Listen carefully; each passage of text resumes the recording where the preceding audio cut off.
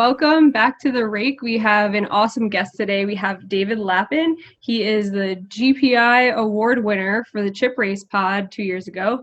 Got crushed by Jen Shahade and her podcast called The Grid, deservedly so. He's a Univet ambassador, and he's the unofficial scam historian of poker. We're dubbing him that on this pod. Welcome, David. So nice to be here. Thank you for my introduction, and thank you for reminding me that Jen Shahade whooped us soundly last year. That was nice of you. Yeah, sorry. I plan to be pretty nice here on this pod, but come on. You have to get our little jobs in here and there. Well, in fairness, we didn't have you on the jury to rig it for us this time round, Jamie. So, you know, what could we do? Ew. Oh, you want to tell that story real quick? Because that was hilarious. And SASHA SALINGER got it all on video. Yeah, do I tell her? Or do you? Well, I suppose we both had interesting angles on it because we were sort of telling each other's points of view all the way through that. So 2 years ago, or a year and a half ago, I guess it was, we were nominated. We didn't expect to get nominated. The GPI awards are basically American awards, and they just throw a little tokenistic European in just to be nice, and then give them all the twitching categories, but that's about it. So we were just thinking, oh wow, we got in there. That's cool. Fantastic podcast. Weren't included in that shortest list, so we're just happy to be making up the numbers. Not so much so that we wanted to like fly to Vegas for a day though. So we stayed at home. It was my son's birthday, so I went to bed. No, I did what any dad does really on a son's second birthday, and I got extremely drunk all day. And then by about 9 p.m. I was being put to bed. So I didn't even stay up and listen, like to even watch the thing on TV. And the next morning I woke up, Dara had sent me a message, and there was a lot of other messages, and I found out that we had won, which was wonderful. Until then, even a few hours went by, and it turned out that apparently we didn't really deserve to win. It was because Daniel Negreanu had inside information that there had been some devious stuff afoot in the jury room, namely yourself, Jamie. Yeah, I had said I like the Chip Race pod. And we had maybe 5 of I think it was about half the jury were not American. They did a really good job of making sure there was a diverse cast of characters on the jury, so it didn't just become we pick our favorite Americans. And a few of the other guys in the jury said, yeah, they're really good. They like prepare well and they get good guests. And I was like, yeah, cool. That's about it. I'll say it wasn't like 11 Angry Men where they were all like, definitely not those fuckers. No. And you were like, well, hang on a minute, I'm not leaving until, we consider them properly. Yeah, I championed much harder for Run Good because I was like, I've been to every Run Good stop, and for their mid-major tour win, I thought I'd take more heat for that, for being like, well, I'm not going to vote because I'm so biased. They're so amazing, whatever. The one that I took heat for, I couldn't believe it because it was just the podcast one. I'm like, I was actually nominated with CHAD HOLLOWAY for our pod. I abstained from voting because I was like, well, I don't want to vote against us. I can't remember now if I abstained from that one or the Run Good one. But I was like, listen, I'm on this list. I'm not voting for myself. I think the Chip Race is better. That's about as strongly as I championed for you guys. And then we sold ourselves off that for months. We just had that quote, better than Jamie Kerstetter and CHAD HOLLOWAY. Exactly. Well, that was what I was like, listen, you can make a t-shirt that says better than the LFG podcast. And yeah, that started a huge controversy. I think that I must have had 10 or 20 DMs back and forth with Daniel to explain to him that I don't, like, this is so ridiculous. Like, the only reason I agreed to be on the jury, and it's like a 2 or 3 hour process, was because I like Eric Danny so much. He's a really nice person. And like when he asks you for a favor, you say, yeah, because you're like, he would do it for you. If I had know how to pronounce his name properly, Jamie. That shows. I learned this year. I always called him DANIS. But that was what was so funny to me. I'm like, don't call my integrity into question when I didn't try to get on the jury. I did not want to be on the jury. And when I was there, I tried to do a good job and be fair. And Maria Ho was on the jury, and he could just ask her. She's one of his good friends. She likes him a lot. There's no way we would try to troll him. There's no way she'd be on board where I'm like, Maria, you got to vote for these people that don't like Daniel. It's just like beyond absurd. I just like your pod. Like, that's it. And I think in poker, it's hard to have a very interesting podcast because of the subject matter. You managed to make it very interesting. And so I like your pod, and that's about as nice as I'm going to be to you. That's very nice of you. It's a shame that probably started the ball rolling on what is now lots of controversy involving yourself and Mr. Negreanu. Yeah, except I don't think it is. It's just it was one isolated incident that I heard of him being extremely rude to me, and that's it. I don't think there's like a huge controversy. I feel like I said my piece from my side. I've said what I had to say. If he wants to talk about it all the time, that's on him. Yeah, unfortunately he does on his Twitch stream almost 3 times a day from what I've seen. But anyway, that's how they came to win the Podcast of the Year award. And then this year, my best friend Jen Shahadi just swooped in with her podcast, The Grid, snatched it out of his fingers, and I think she's going to win every year forever. She might well do. Although I think you guys might give her a run for their money now next year. I have to say, your show was always very good. It was always a show I listened to. I like both of you. You've been on our show actually quite a few times. So I sort of feel like that person who's finally been invited as a house guest, having invited you to my home 6 or 7 times. But anyway, I won't go into that. But I do feel like your show sort of came alight in a big way maybe 2 or 3 months ago. I don't know if the cabin fever of COVID, the extra pressure, the insanity that we're all cumulatively dealing with on a day-to-day basis, but you started bringing it. You started like gloves off, having fights with each other, having a go at the guests. It was brilliant. Well, I think it's a couple of things. Thank you for saying that. But like, one, like we've just had access to all these amazing guests now, since we just do it via Zoom, and before we didn't do that. But also, I feel like, I don't know, I feel like we just got to a point where we, in the beginning, we're a little bit like walking on eggshells. You know, we didn't know each other that well, and now we've kind of just found our groove, where we're just like, whatever, you know what I mean? And great. You also work for that like super safe brand, you know. Big props to Phil and the Run It Once team, but like they're just like super straight laced, genuine, honest, nice people brand. So it sort of seems against the grain to sort of have a more feisty show under their umbrella in a way. But I'm glad you do now, because I was talking to Nick Steiner, who I'm sure both of you know quite well, and he's a great dude. He lives up the road from me. We have a pint once in a while.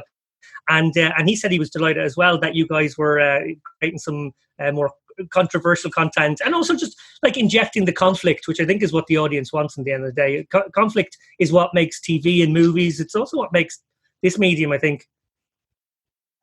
Yeah, I think it's funny. I think maybe Phil realizes by looking at FARAH and her Twitter that sometimes taking the gloves off once in a while and just throwing some punches is valuable. Like, she balances him so well. He's the nice guy. Even when people are extremely mean to him, he'll be like, I know where you're coming from. I also agree that I suck. You know, he'll take it over and over again. And then she comes in and is like, stop doing this to my man. She'll like go off. I feel somewhat. She brings the soap opera energy. She brings that soap 100%. Opera. Dude, FARAH is awesome. I kind of feel like they're giving us a little more leeway on this pod to at least talk about controversies that are happening. And there have been quite a few. And I have a few I want to ask you about. Shoot. So basically, your blog that you wrote with all the scams from every year, I went through it. I sent it to Marley and I was like, holy hell, you are the scam historian. You do not forget anything. I want to ask you about some of that, because I really do enjoy your blog. I think you're a really good writer. And you went like basically person by person from like 2000 to 2016, all the bad things people have done. And I wanted to ask you, do you think there's a path to redemption for any of these people? Or do you just think in poker, once you've scammed and scummed, you need to be written off and never really get a chance to come back? That's a great question. And I think it always has to be case by case. I think there are things that are unforgivable. I think Rosshampton's unforgivable. I think, here, I'll be controversial for you guys. I think Chris Jesus Ferguson is forgivable. I think there is a narration of that story with much more fulsome detail he was never willing to reveal, even though I think it would have actually put him in better stead. I think that's a story that is potentially more interesting and complicated, and when seen from all angles could be something more forgivable. I think that individuals can obviously grow, you know, including that list where people like Jonathan Little and Bonomo and SOREL was mentioned a few times. I think those people can change their stripes. Well, firstly, apologize and acknowledge what they did is wrong. Secondly, not do it again, which unfortunately lots of them haven't been able to accomplish.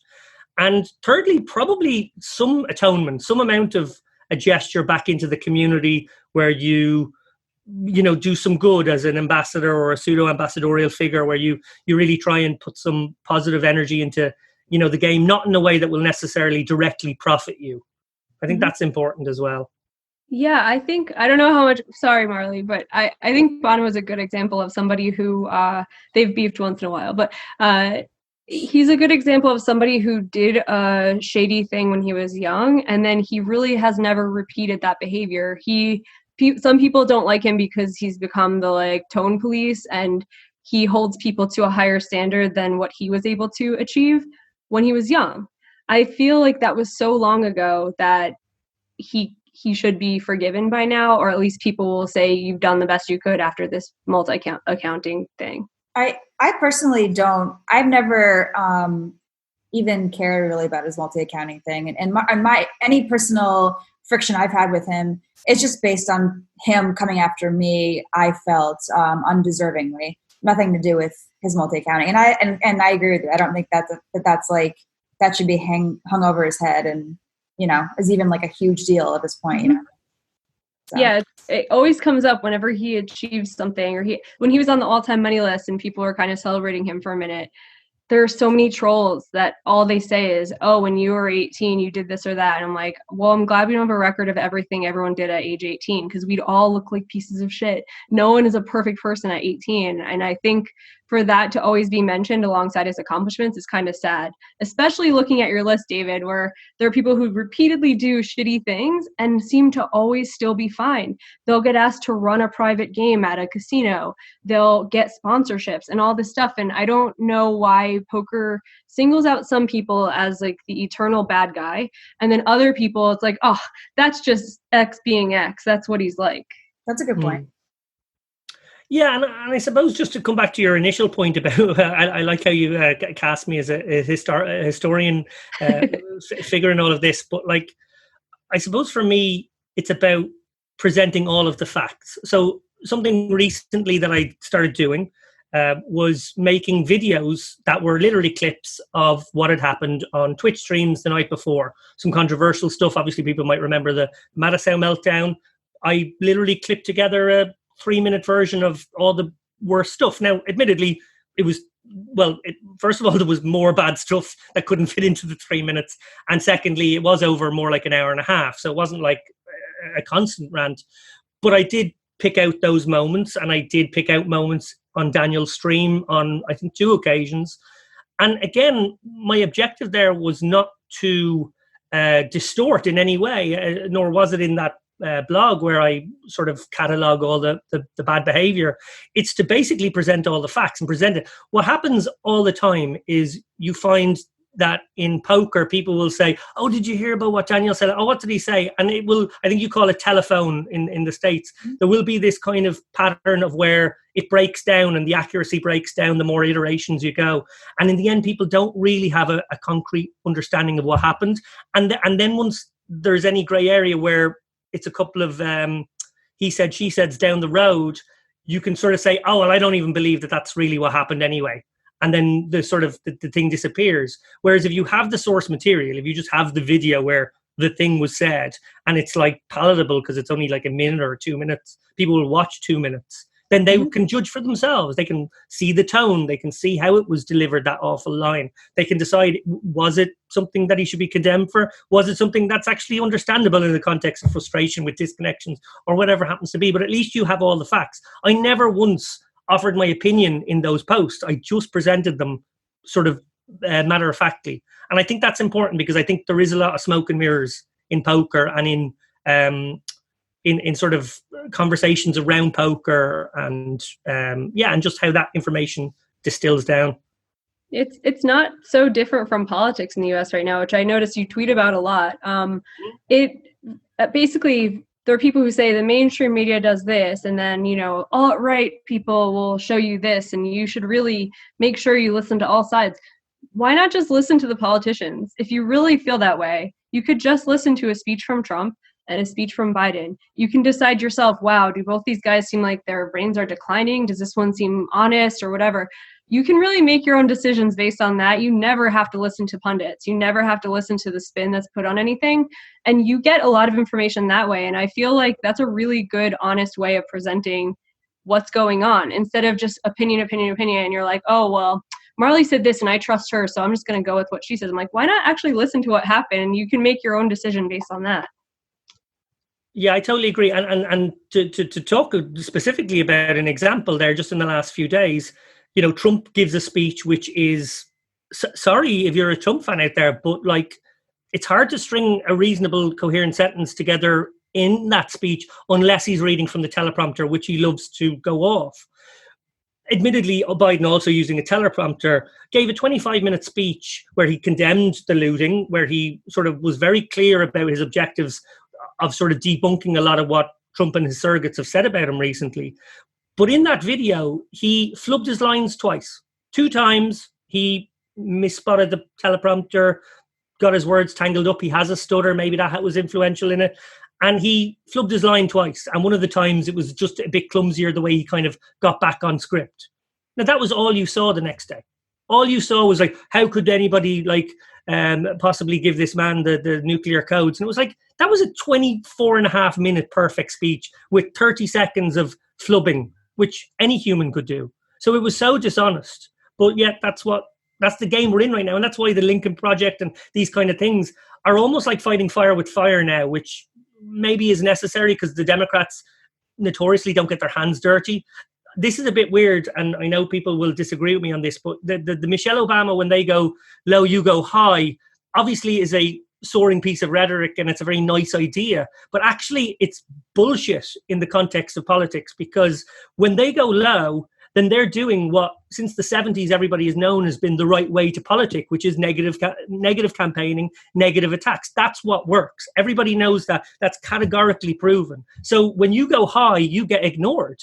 And then you lose the battle because everyone just focuses on the negative thing. So even though I obviously admire that idea, I think when they go low, kick them in the head, go as low as them, win, and then go high. Yeah. It makes everything a nastier place, though. And I agree with you. You have to win first, though, or else it's just going to get worse every year. But you fucking have to win this time. Yeah. How weird is it, though, to be looking in from the outside? Because living in America right now, it's weird. I've never had to think about politics as much as I am now. And it's getting to be a nastier place. Maybe it just feels that way because of social media, with like extremist viewpoints on each side are always the ones that are being thrown at us. But is it odd to look in from the outside, and like what makes you care about what's going on with us? Firstly, I always followed history and politics, and they were subjects I studied, so I have always cared. I lived in the States for a number of years. I was in Connecticut for 4 years, so I was sort of there for the first Obama campaign, if you like, that successful one. So the primary with Biden and Hillary that Obama won, and the McCain PALIN sort of primary at the same time. That was a period where I know you're right, and that like it's kind of nasty and it's in the gutter right now, but it's also always these 90 days, or I know it's like 60 days now, they're always fucking rat fuck horrible days. But this time it's been like 250 days. Yeah, that's it started so early. It's like we're so steeped in it now that I don't even watch TV anymore because it's just so annoying. I honestly haven't much truck for either side. I'll be perfectly frank. I'd no way I would join the Democratic Party if I was an American, and I certainly wouldn't, vote for a Republican. My issue is that the dial has been moved so much. As a European looking in, I think the biggest thing you observe is that America doesn't have a left wing.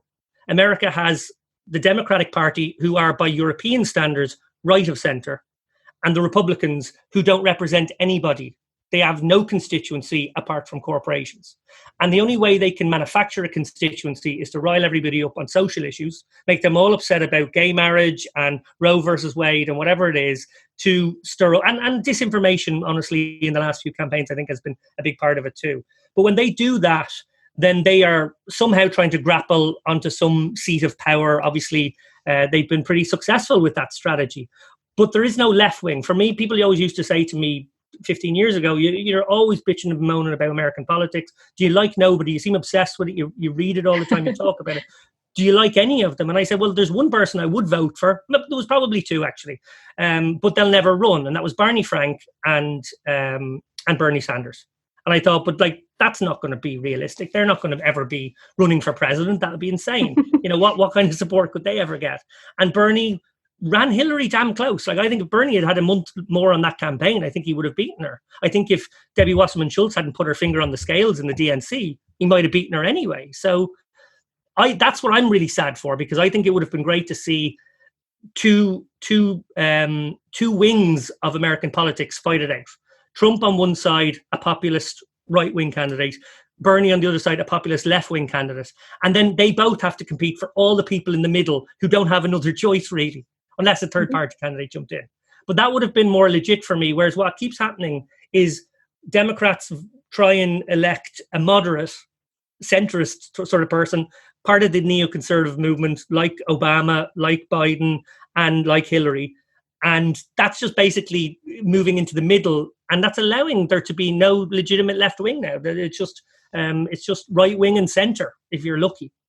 So that's sad, because we don't care about having healthcare. That's not an issue in anywhere in Europe.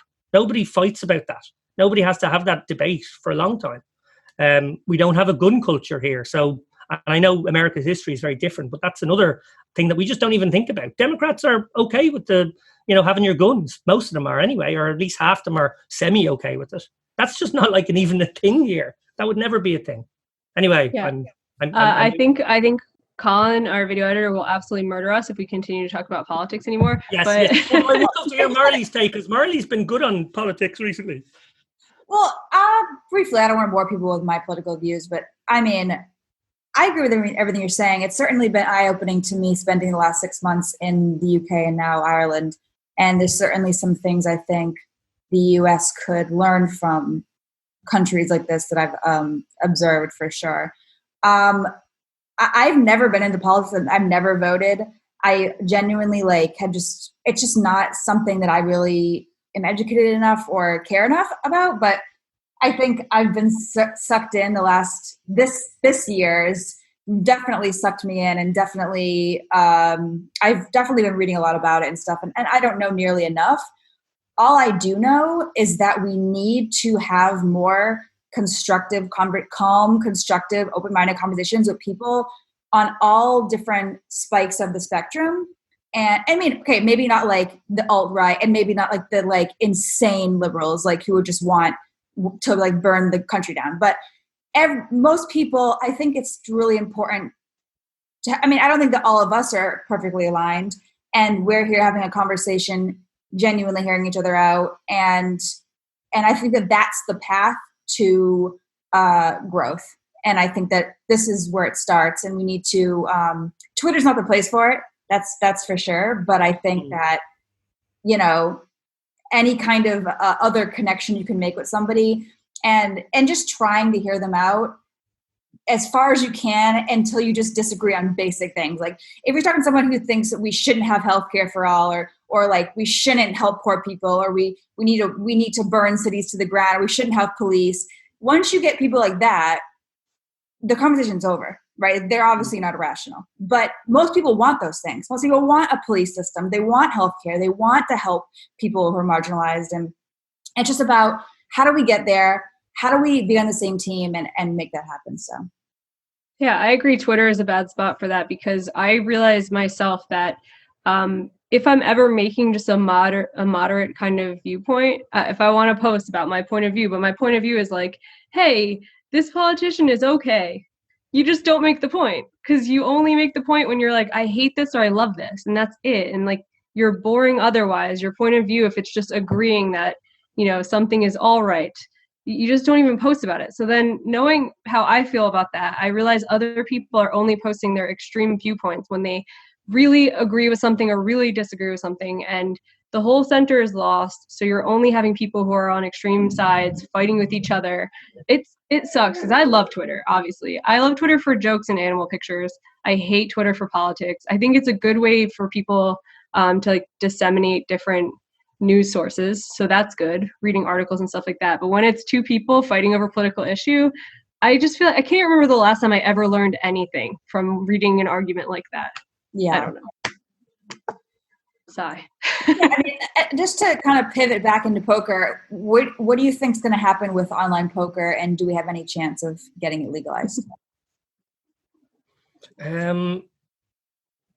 I don't think you're going to get back in the short term. You mean in a like not state by state ring fenced way, I assume. I mean, do you think that's what's going to happen? It's just going to be gradually state by state until it's the whole union, or is there a scenario where a politician federally can make a change?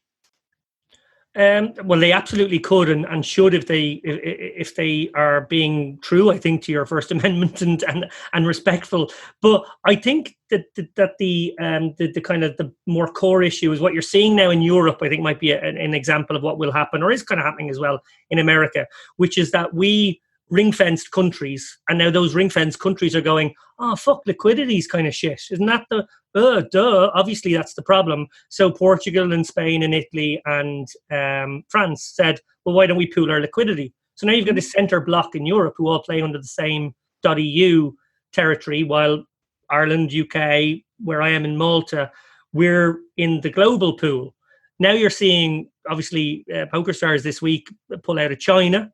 Probably going to pull out of Japan. Yeah, no, and so you're seeing it happen, and Australia obviously ring fence. Well, they didn't ring fence themselves; they just banned it like UIGEA style. And then the UIGEA obviously has meant America federally don't become part of it, but state by state you create your own little thing. So I don't know. Maybe eventually it will just be each state recognizing that they would be better together and going, well, let's reassemble ourselves.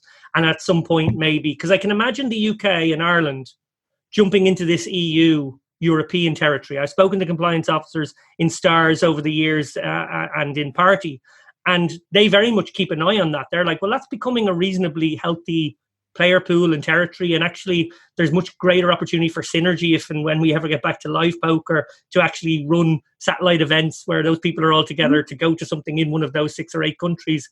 So the UK could well jump ship and go, we're part of the EU side of this. Although Brexit, I don't know, maybe that's been complicated.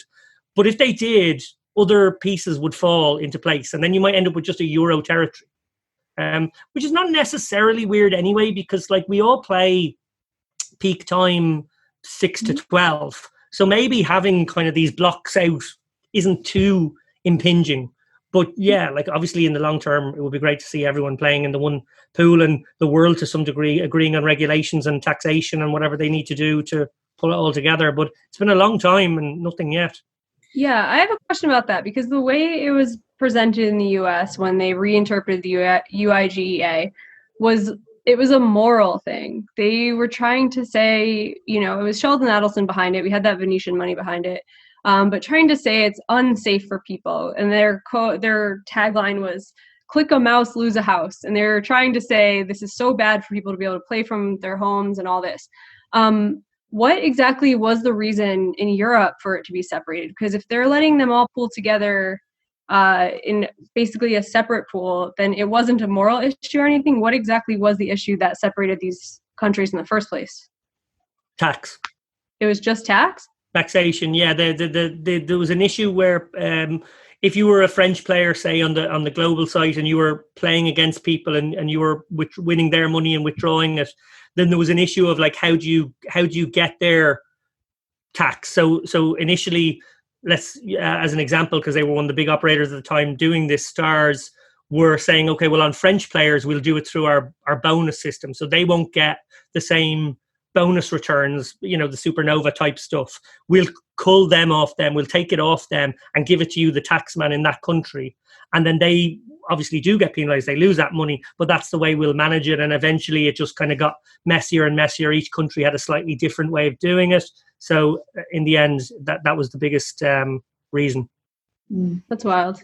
I was going to say, what's crazy about, I don't know if it's this way in Ireland, but in the UK, poker weddings is 100% not taxed. Exactly the same.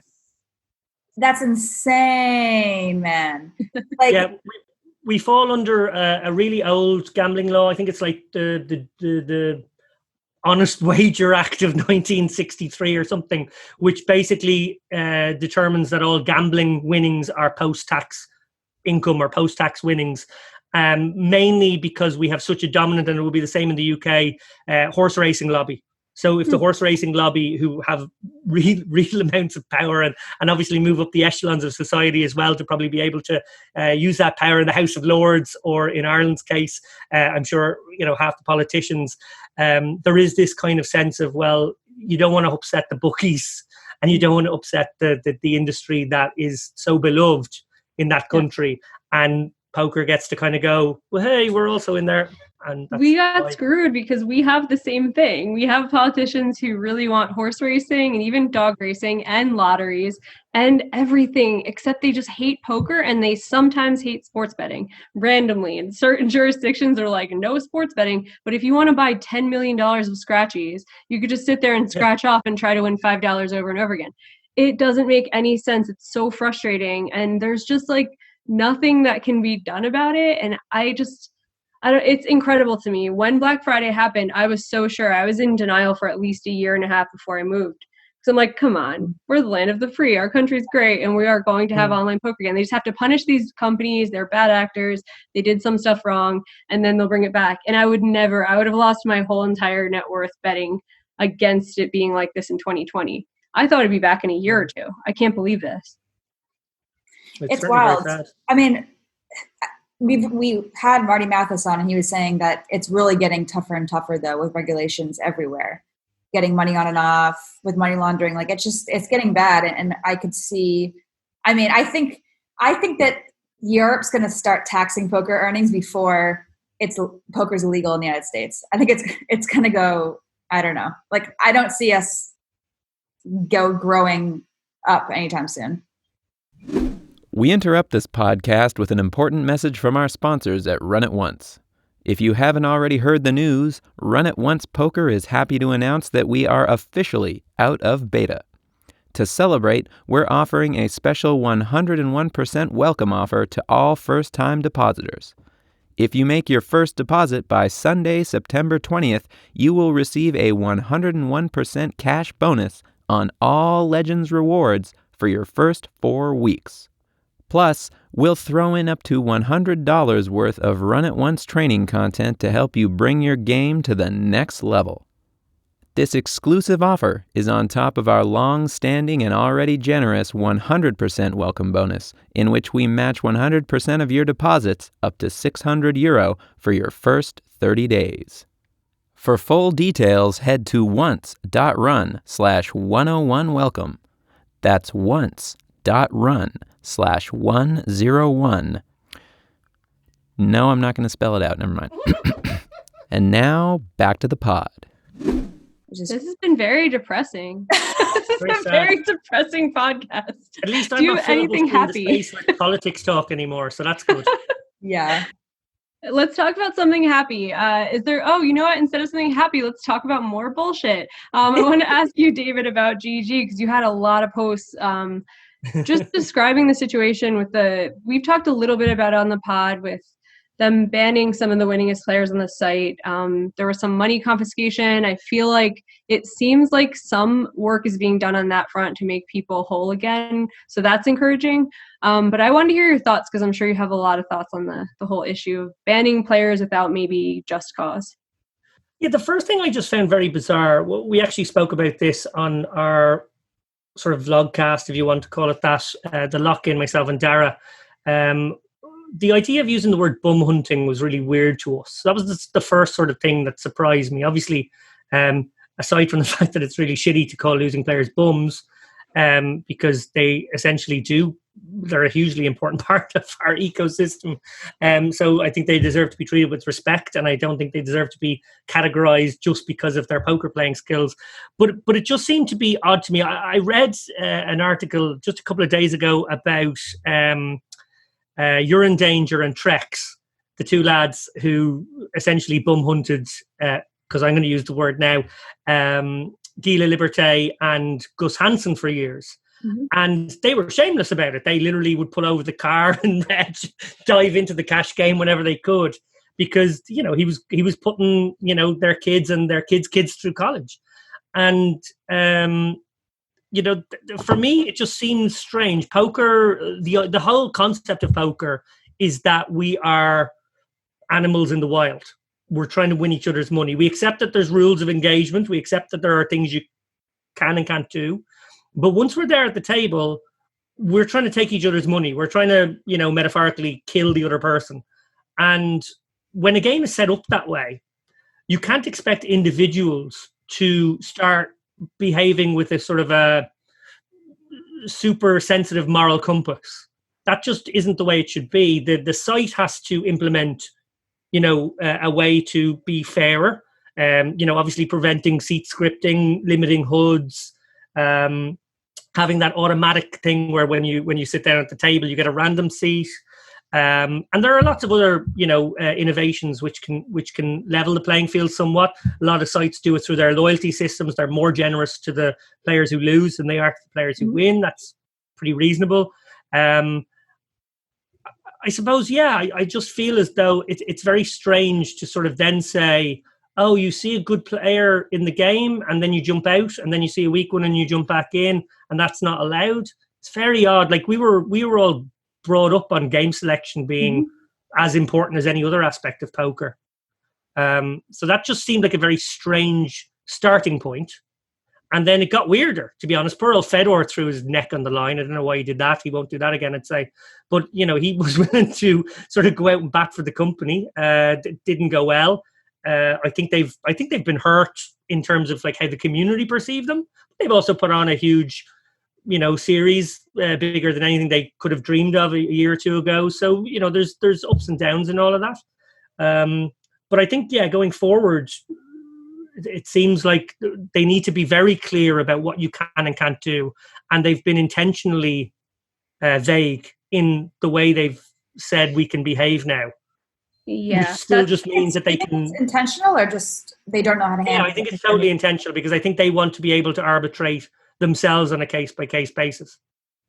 It would do a lot for them, though, honestly. My feelings about Negreanu aside, my feelings about that site, I think one thing they could do to help themselves so much with this whole situation is take it by a case-by-case basis and explain and show hand histories and show them actually seat selecting, show them bum hunting, show them buttoning, anything where you say, hey, here are 10 cases, like we did a screenshot of every time that you've left the table and then resat directly to the left of this like huge whale. If you can show me that, then I'll believe it. If you can't really show that, it just seems like... with that, though. I think you have GDPR issues with showing anything like that. I don't think GG could come out with any of that data. Okay. I think that would be breaking the law, frankly. That's a shame. I know what you're saying, but... Yeah, because if there's no evidence, okay, then maybe there's a different way to go about it. Show me the people that have been banned at every stake level, and show me that it's not just the top 1% of players. If you can show me that there's someone who's just marginally winning, but that they're abusing it as well. This is someone who's winning 2 big blinds per 100, but they are doing all the bad stuff. Like if you showed me that someone from the middle of the pack is being punished, who isn't the winningest player for doing the same things you're claiming the winningest players are doing, it would give you a little bit more credibility. I don't see anywhere where they differentiate between the people they say are doing the bad things and the amount of money they're winning. It just seemed to me that they took the people who are winning the most, who don't have connections to the ambassadors or the site, and they just said, you can't play here anymore. I don't know, has that been defended? I haven't seen anywhere where it's been said, no, look, we've taken players out of every kind of, it's not just the elite players. Like we're also like, if I played on that site, I probably wouldn't even win. But what if I did all the scummy things that the winningest players are doing? Do I get banned, or is it okay because I'm only winning $10 an hour? Yeah. I don't know. I was kind of happy to see, we did joke about how he plays it safe. Maybe he is listening to FARAH and decided to fire off a couple of shots. Phil did weigh in on this. He actually said at this point, I think they're insulting the poker community's intelligence. Yeah. I thought it was a spicy line from someone like himself, particularly with the fact that he is the owner of another site in mind. Yeah, David, he must have been hammered to say something, right? I just picture Phil being absolutely blackout drunk and being like, this is the meanest thing that he could ever muster to put on Twitter. I can't imagine, like, and then the next day he woke up and he was like, oh no, oh God, no. That's brilliant. But I don't know. I think it's good when someone who has that credibility of being just a nice person, and someone who cares a lot about the poker community, somebody who won't even let us make clickbait because he believes in the integrity of his site so much that it's like, listen, we're going to tell you exactly what's in this pod. Like, we'll be like, today's pod is sort of depressing. Please click. You know, he won't even let us do clickbait. So for him to have a strong opinion on this, it should wake some people up that this is going to be a big problem if it continues down this road. Every person who plays poker wants to be an elite player. When you first start, you think, no one's like, hey, I hope I lose $1 million over my lifetime playing this. You think, maybe I'm naturally good at this. And if I'm not, maybe I'll get better. And then when you take the top people out because they're good, that sucks. Like, I don't know if I would have loved poker. When I first started playing, I loved playing. And then within a year, I was like, wow, being a PokerStars pro would be so cool. That was a thing where you're like, the best players are becoming ambassadors for the site. And it's like, recognize they're so good at poker, especially Team Online. I was like, this is so cool. I think when you start to see that the very top that you can get to isn't that great anymore, that once you really do reach the top, you just can't play anymore. Is that really what we want to tell people who are aspiring poker players? Like, I think that's crappy. There's just a lot of I just think in many ways, poker has become very political at the top, and it's not as simple as just grinding your way up the ranks. Like, maybe it used to be easier to do that. And even in live poker, it's political, you know, these sites, you know, I just think that, like, that's kind of the world we live in. And it's too bad because, myself included, I kind of got into poker because I didn't want to play the game of the politics of the office and have to, you know, I just wanted to show up and do my job and have to worry about whatever. And the reality is that's not the way it is anymore. And I don't know, it's kind of like, it's too bad because, you know, things have definitely gotten shady. Yeah. Do you still think it's a meritocracy, David, or do you think we're getting away from that? Do you mean a meritocracy in terms of poker playing, or the choices of ambassadors? Oh, I don't mean that. I mean, the ambassador thing really affects like 0.01% of poker players, right? It's like, it would be cool to be an ambassador for a site, but also if that's your only goal, most people, if that's their only goal, they're going to be pretty miserable. It's not going to happen, or you'll have to compromise their morals or something that along the way. But actually just playing poker, trying to get to the top, whether you're a cash game player or now even tournament players will probably have to worry about getting banned. It just seems like it took a turn in the last few years. And I can't really say, I used to say, oh, poker's a meritocracy. It's really cool because of that. And I don't know if I feel that way anymore. Yeah, like, firstly, to comment on it very quickly, I do like the fact, obviously because I benefited from it too, but I do like the fact that poker ambassadors have to sing for their supper. I think you sort of have to show your work these days. You have to create some content. Marley, you know, you've been in the video space, you're in the Twitch space now. I think that's fantastic. Jamie, you're omnipotent in poker. We can't get rid of you. There's nowhere to look where your face isn't going to be there somewhere. So, like, it's just, I think that's really important, because I think you both, and I hope I do, and I hope a lot of the other people who are fortunate enough to have these gigs, because you certainly don't deserve them. You get them and they're brilliant to have. And I tell you, when you lose them, you probably be very sad and not realize what a good thing you had when you had it. So I'm very, you know, appreciative of Unibet and what they have done in terms of being a poker player, earning a wage, you know, not having to win every penny to live on. That's huge. But I work for it. You know, that's the way it works now. I write blogs, I put out the podcast, we make a second show, the Lock In, and, you know, I'm involved in other stuff to do with our marketing and to do with sort of internal choices as a consultant as well. So that's all very important. To talk about the playing tiers as a meritocracy, I guess it kind of is in a way. Like, you know, you're still seeing the best tournament exponents reaching the top. Connor B, top of the pocket fives right now, one of the best guys in poker for years. Probably never give any of us an interview. God knows I've tried. But he is an absolute example of, what you should be looking for as someone at the top of the tree, Lena, as well. These people mightn't be media savvy, but they don't care about that. The honest truth is, if you want to be the best person at poker, you have no time for this other nonsense. So it's sort of divided up into the guys who want to really improve and make themselves the best poker players they can, or the people who want to still hopefully do reasonably well, while at the same time having some sort of media output, content creation or other role in the industry, and it's probably for them to sell the game. Obviously these days, and it is the thing I worry about most, is that it has got shady. The apps are shady. Some of GG's things are a bit shady, to be perfectly honest. All sites, particularly the ones who operate, who have shareholders, tend to be a bit safer, but they still make judgments about grade markets. They still make these judgments. They weigh up the risks of getting a fine and not getting a fine, how arguable their case would be if they were to be called on something. They do that in a much more careful way in the sites that are publicly owned. In the privately owned sites, an individual, a CEO or whoever, gets to kind of take that gamble on themselves, and they're going to take much bigger chances, and that's what we're seeing GG do.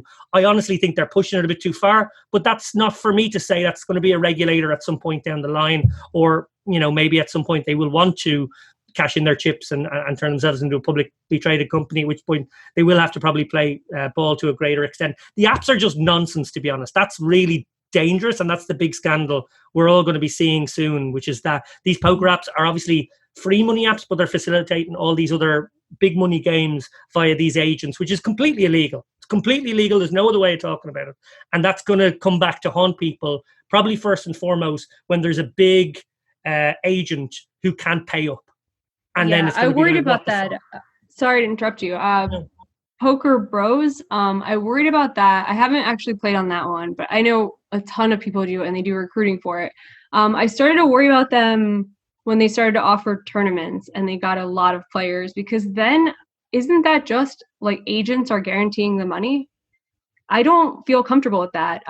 There are only a few people in the world that I'd trust to hold 100K, if that's how much is in the prize pool. I think with the agents with cash games, if you're guaranteeing your player will be able to pay, it might only be a couple $1,000s or something. But when it's tournaments and people are buying for 500 and the field could be 800 players, that's a lot. You're putting a lot of faith in the people holding all that money to be able to pay you out. And that to me seems really scary. And recently, did you see the tweet where it said Poker Bros it's not available in the Apple App Store anymore for download? So someone is waking up to the fact that this might be something they don't want to be involved in. It's kind of a bummer because some people can't play anything else. They're in states where they're kind of handcuffed.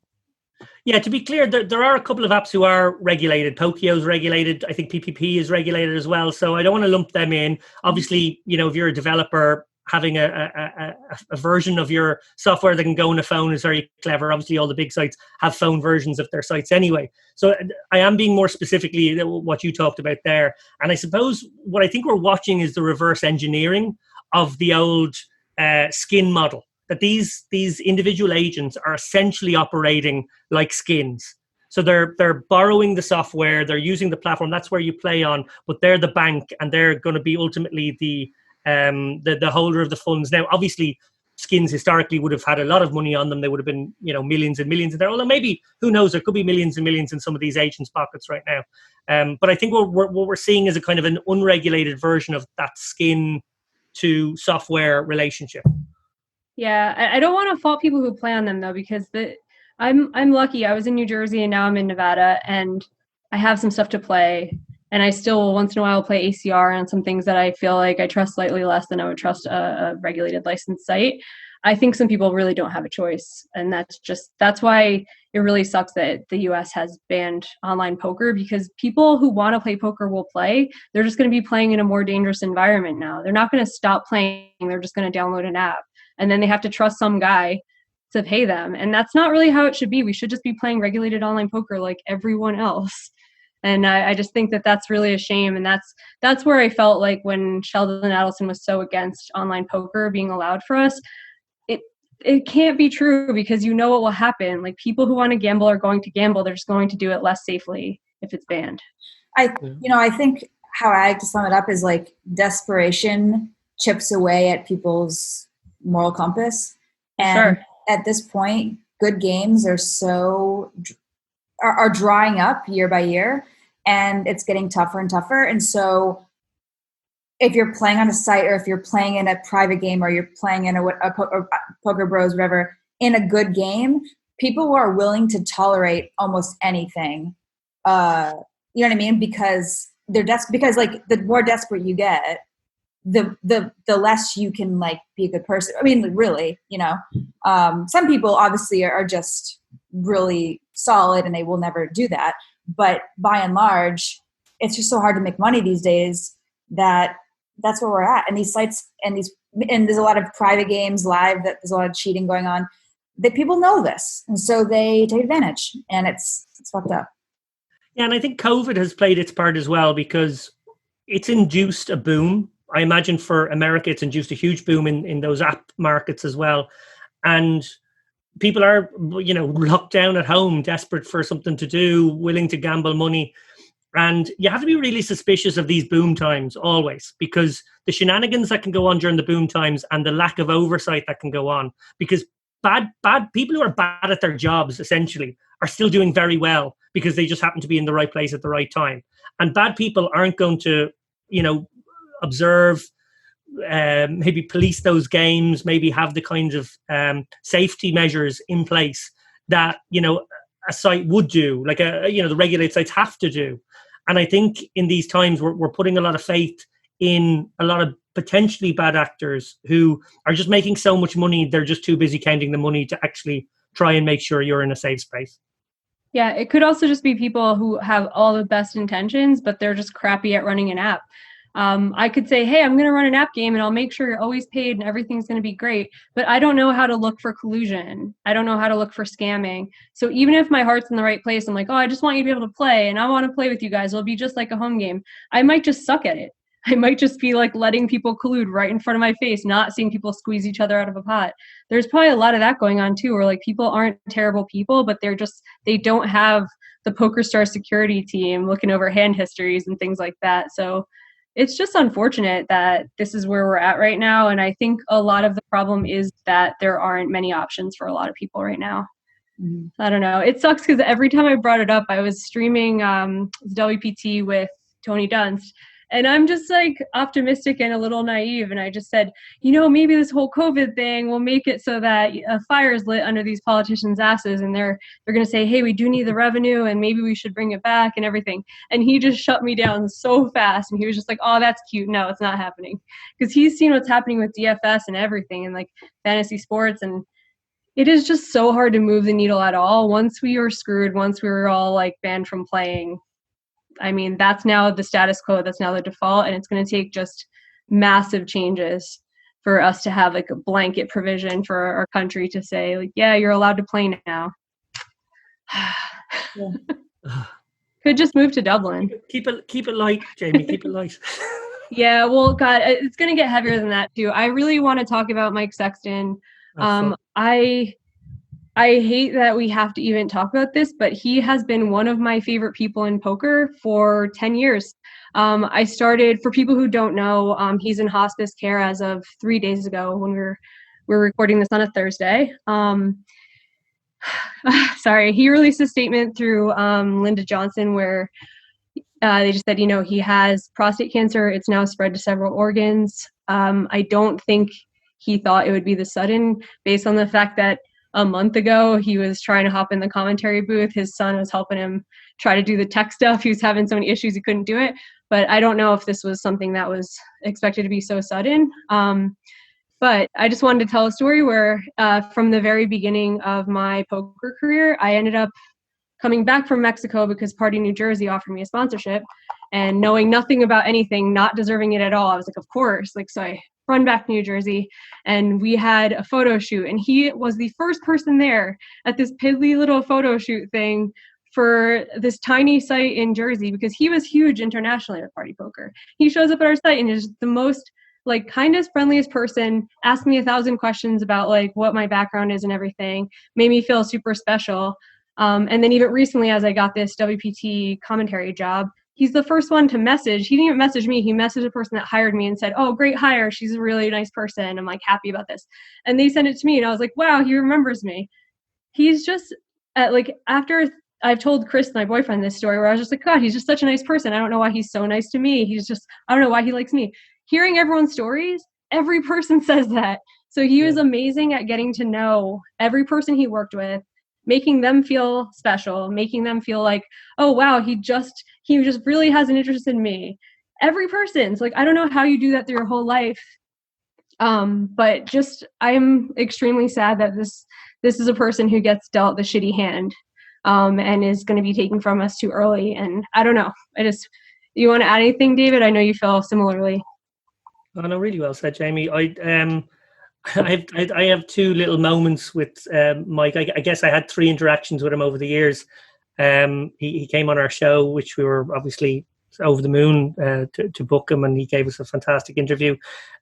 He told me he had this one little trick where I remember the first time I saw him, he took a photo with me and Emmett Kennedy, the guy I was commentating with, and we were on either side of him, and he was giggling. He was like jostling. And I kind of thought it was a bit weird. I was like, what's he doing here? And he turned to me and he goes, you know, if you just giggle when someone takes a photo, no matter what moment they take the picture, you're always smiling. Which I thought, okay, that's a good little tip.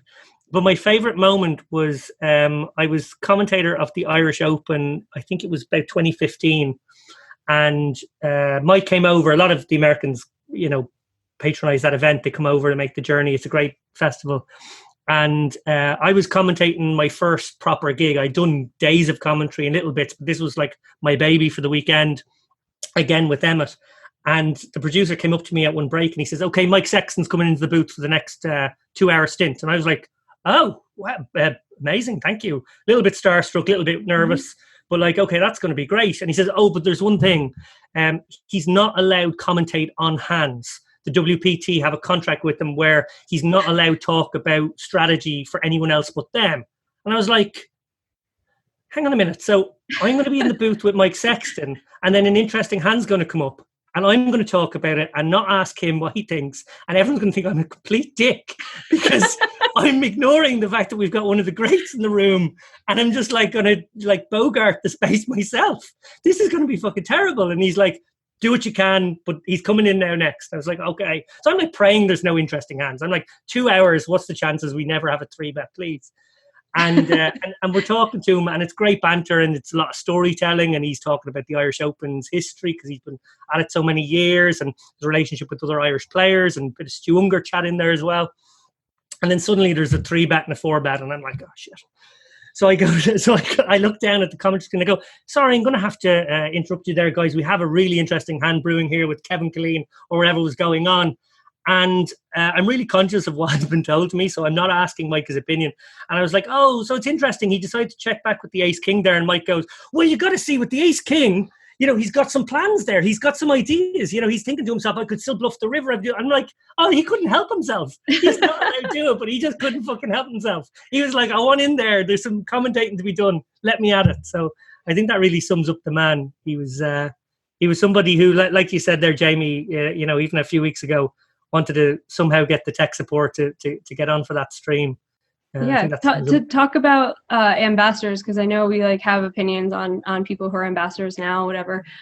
He's just been the ultimate ambassador from the start, and without a shred of fakeness at all. We're hand for hand of 1500 WSOP, and he's like 3 tables over, and a guy at my table just talking about, that's Mike Sexton, that's Mike Sexton. He just kept, you could just tell this dude is a rec player. He's happy to be cashing, and he just wants to go talk to him. And I was like, hey, Mike Sexton's a really nice guy. If you wanted to go talk to him, we're hand for hand right now. There's 2 or 3 minutes between every hand. I was like, he'll be nice to you. And he's like, no, I couldn't do that.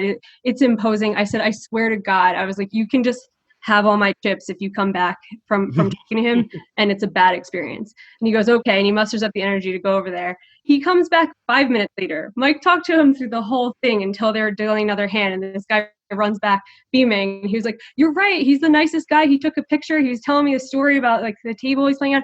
And it was just so different from, I think some other people do a really good job of taking the picture, being polite for the 5 seconds, interrupting their breaks to do it. A lot of ambassadors do that, but he genuinely wanted to talk to this guy. you could just tell, like, he did far beyond what you would expect an ambassador to do.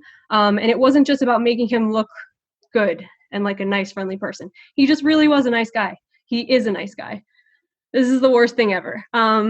So yeah, I don't know. I just want to share that. And if anyone is interested in some like very happy, cute stories with Mike, Lynn Gilmartin posted a thread of just pictures and funny things about him, and like talking about how they'll go to the fanciest steakhouse and he'll say to the waiter, like, I want ketchup, please don't tell the chef.